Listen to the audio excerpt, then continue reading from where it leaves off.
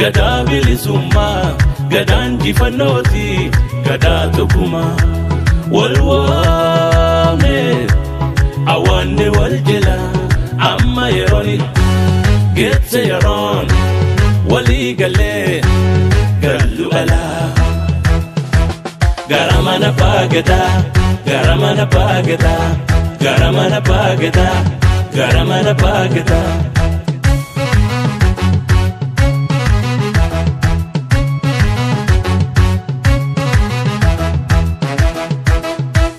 makaan kenna tokko katiin nu waamanii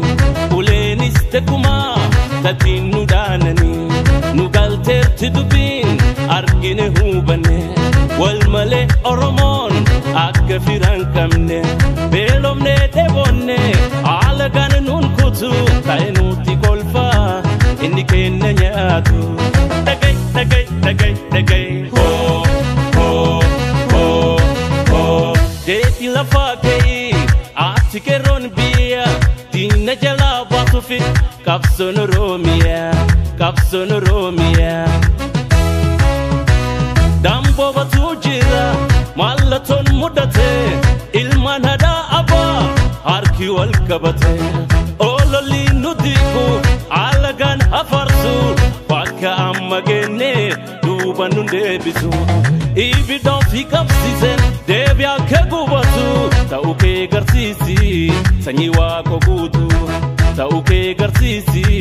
sanyii taaddee birruu ta'uu kee garsiisi sanyii jaarraa jabdu akka durii miti uummannu bosonaa hin baanu biyyaa isa keessa teenee isumaaf hojjennaa hin baanu biyyaa goota biyyaa bayuu didee biyya ta'e hin baanu biyyaa guutamaa hawaasiif fakkeenya nuu ta'e hin baanu biyyaa nadii gammadaatu fakkeenya nuu ta'e hin baanu biyyaa gishuu jaarraatitu fakkeenya nuu ta'e hin baanu biyyaa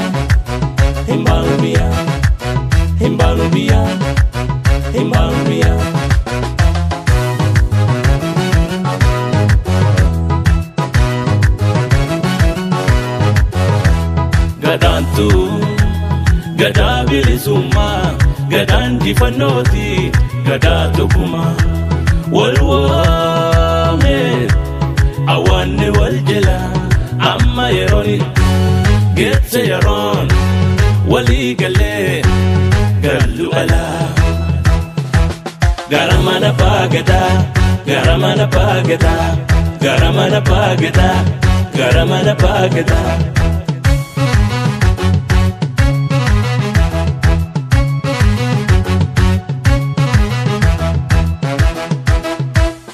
ifaneerra rakoon jennee biyyaa bayuu argineerra humaa furmaate nuun ta'u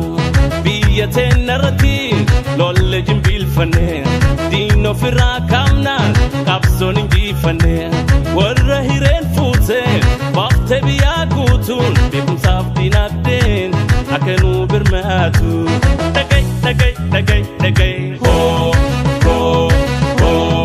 hoo deeti lafaa ka'ii ati keroon biyya diina jalaa baasuufi qabsoon oromiyaa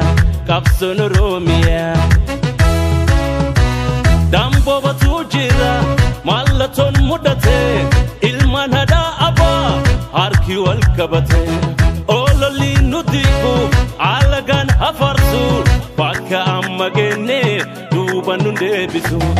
ibiddoon fi qabsiise deebi'aa kee gubatu ta'uu kee garsiisi